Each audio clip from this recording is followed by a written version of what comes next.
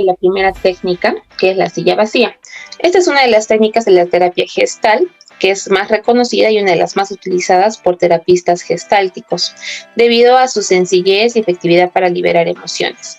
El objetivo de esta técnica es generar un diálogo emocional con algún aspecto de nosotros mismos o de una persona importante, imaginando que se encuentra sentada en la silla de adelante.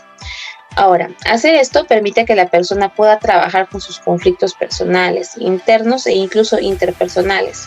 Y es que por medio de este diálogo emocional permite que el cliente pueda ver la situación desde una perspectiva distinta y por lo tanto comprenderse mejor él mismo. Ahora bien, para empezar esta terapia voy a darles unas instrucciones donde como empezando se escoge un tema que sea de relevancia para el cliente, en donde pueda el cliente sentirse justo, ¿no? Sentarse frente a una silla vacía. Y por segundo se le pide que imagine que en la otra silla está sentada una persona con la que está experimentando un conflicto o también con un conflicto que se visualice, ¿no? Ahora, en este momento va a comenzar a hablar con la persona imaginaria que está sentada en la silla vacía, explicándole lo que piensa y siente con respecto a la situación en cuestión. Después de que haya expresado todo lo que sentía, se levantará de su silla y se colocará en la silla que tiene enfrente, que es la que está vacía. Ahora bien, estando en la otra silla, va a exponer lo que tiene que decir, pero de acuerdo a la percepción de la otra persona.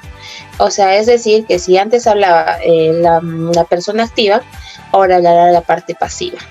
Y en este caso, la parte pasiva va a responder a la parte activa, sobre todo aquello que se le acaba de decir, ¿no? Y argumentar, asumiendo su papel.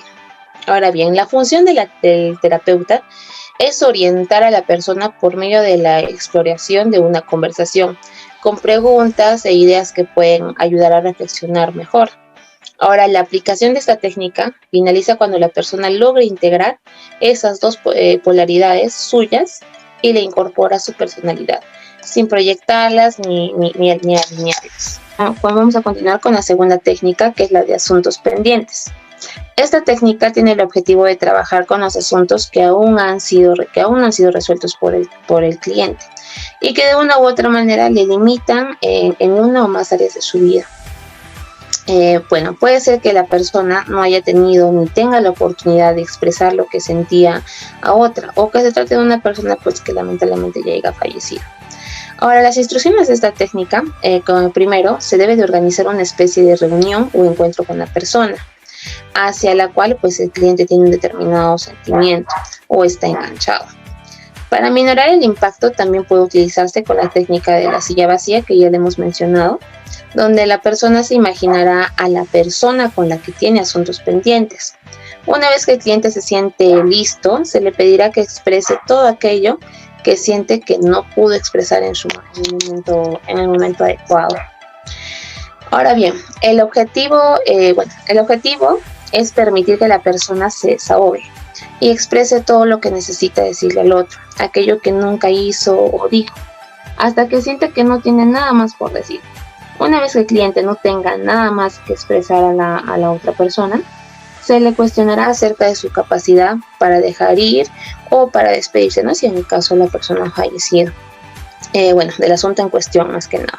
Al comenzar el proceso de despedida, podremos percibir a través del discurso, lenguaje corporal, si realmente el cliente está preparado para decir adiós o no. En el caso de que la persona no se sienta preparada, podemos asumir que aún quedan asuntos pendientes por resolver que debemos detectar y empezar a trabajar. Ahora vamos a continuar con otra técnica, que es haciéndome responsable. Esta técnica tiene la finalidad o el objetivo en el cual el cliente se va a responsabilizar de sus propias acciones. Primeramente va a detectar cuáles son las causas y asimismo se va a dar cuenta de sus propias necesidades, ¿no? Muchas de las personas tienden a responsabilizar de lo que les sucede alrededor o de lo que siempre les pasa a los demás, ¿no? Refiriendo frases como que diciendo todo lo que me pasa es culpa de los demás, menos de mí, ¿no? O haciendo referencia en el caso de la familia. ¿no? Toda la culpa es de ustedes, todo lo que me pasa es por culpa de ustedes, menos de mí, ¿no? Lo cual pues hace que no se dé cuenta o no pueda visualizar claramente de sus acciones, ¿no? O no puede visualizar claramente de que todo lo que le pasa simplemente es solamente cuestión o responsabilidad de uno mismo, ¿no? De nuestras propias acciones o de lo que omitimos en nuestra vida, teniendo como consecuencia todo lo que nos pasa, ¿no? Una vez que la persona, el cliente, asume esta responsabilidad de lo que realmente nos ocurre, recién se tiende a tomar un papel más importante en nuestra propia vida, ¿no? Y esto va a facilitar muchas veces a realizar cambios en nosotros mismos, cambios necesarios para asumir un control sobre esto. Primeramente, se le explica al cliente pues la importancia que tiene de responsabilizarse de las propias acciones o actos que uno mismo comete, ¿no? Y de la manera de cómo se puede sobrellevar o controlar estos, ¿no? Después de que todo esto pase, se le pide que exprese algo que le está sucediendo. Al final de todo esto, pues se le pide que agregue una frase, ¿no? Me hago cargo de mí mismo, de todo aquello que yo he decidido o de que aquella acción que yo he hecho. Ahora vamos a pasar a otra técnica que son el juego de proyecciones, ¿no? A menudo ocurre que las personas realicen percepciones negativas acerca de otra persona, ¿no? El objetivo de esta técnica pues es que la persona o el cliente logre identificar si aquella percepción que tiene acerca de alguien se trata realmente de una realidad o solamente es una proyección que tiene de uno mismo, ¿no? El ser ya consciente de que se trata de una proyección es de gran aporte para empezar a trabajar y hacerse consciente de que partes de esta proyección son solamente de uno mismo, ¿no?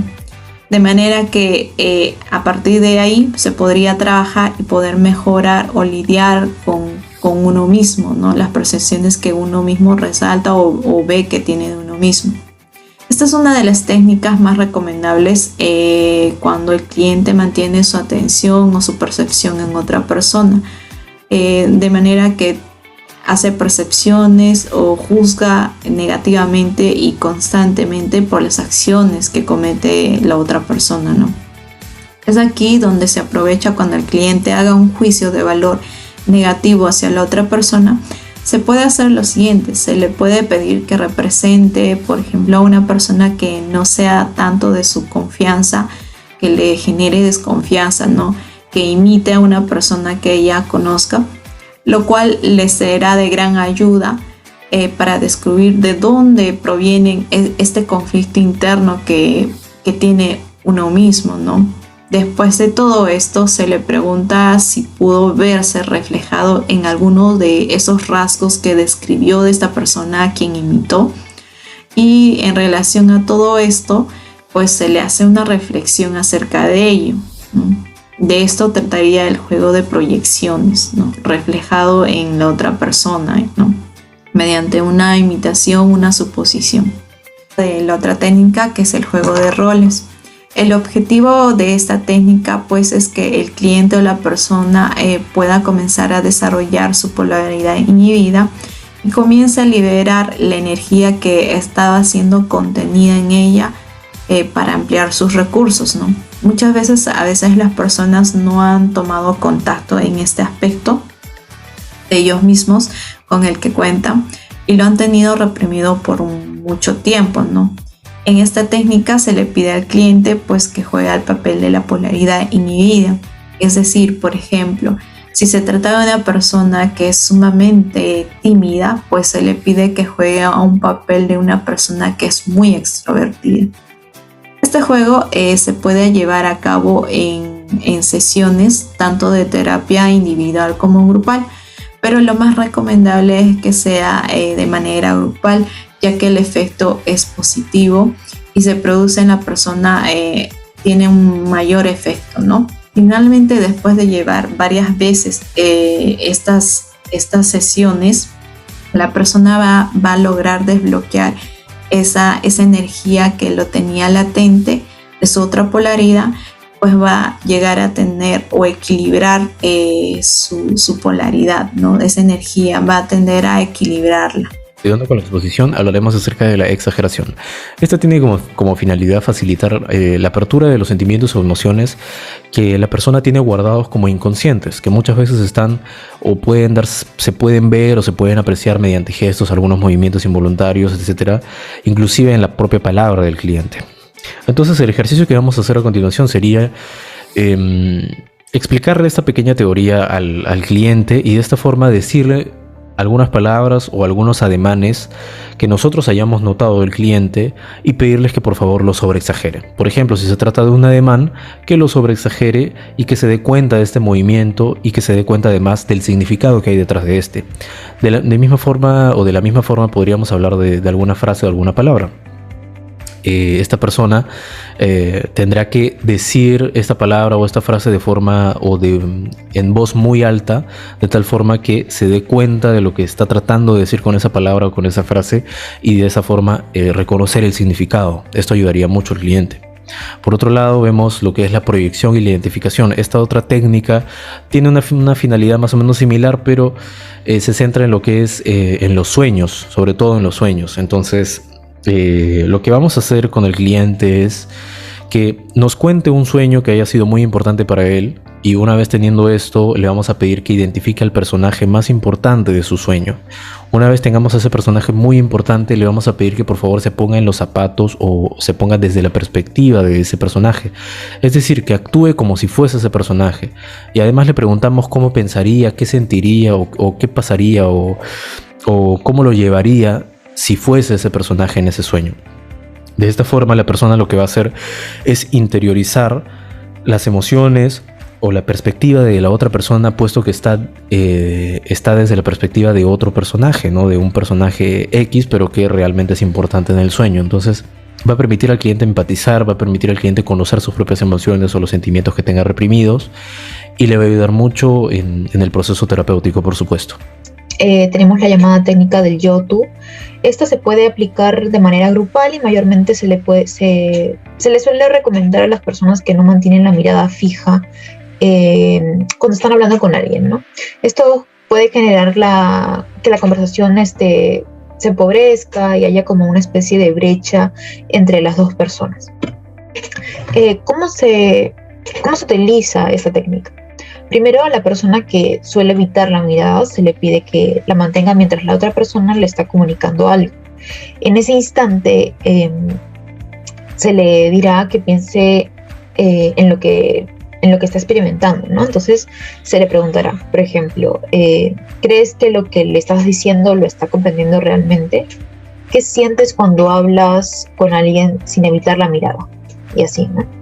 La siguiente técnica se llama lenguaje personal versus impersonal. El objetivo acá es que nosotros mismos seamos conscientes de lo que nos ocurre. Muchas veces decimos, siento que lo que tengo es tristeza, en lugar de decir, estoy triste. ¿Cómo utilizamos esta técnica? Bueno, primero explicarle a la persona lo importante que es que sea un agente activo, ¿no? Él mismo, haciéndose responsable de lo que siente. Así que cada que él o ella hable en lenguaje impersonal, se corrijan y lo cambien a personal. Por ejemplo, al dar una opinión sobre algo, en vez de decir se cree que, debe decir yo creo que, ¿no? Y por último tenemos la técnica haciendo la ronda. Se utiliza en terapia grupal y su objetivo es que la persona sea consciente de lo que siente. Esto evitará que generalice lo que siente y que logre identificar situaciones que lo hacen sentir de esta forma. ¿Cómo se utiliza esta técnica? Bueno, como ya mencionamos antes, es grupal, y cuando el terapeuta vea que uno de los pacientes mencione algo significativo para él o ella, pedirá que eso lo vuelva a repetir delante de todos. Es decir, si la persona expresó que está cansado del grupo, se le pedirá a todos los del grupo que realicen una ronda alrededor de él, ¿no? Y la persona principal repetirá esta frase a cada uno. Además, se le pedirá que agregue una emoción que experimente con cada persona del grupo. Entonces, tomará conciencia de si eso que siente es auténtico, realmente auténtico, o solo lo siente con algunas personas.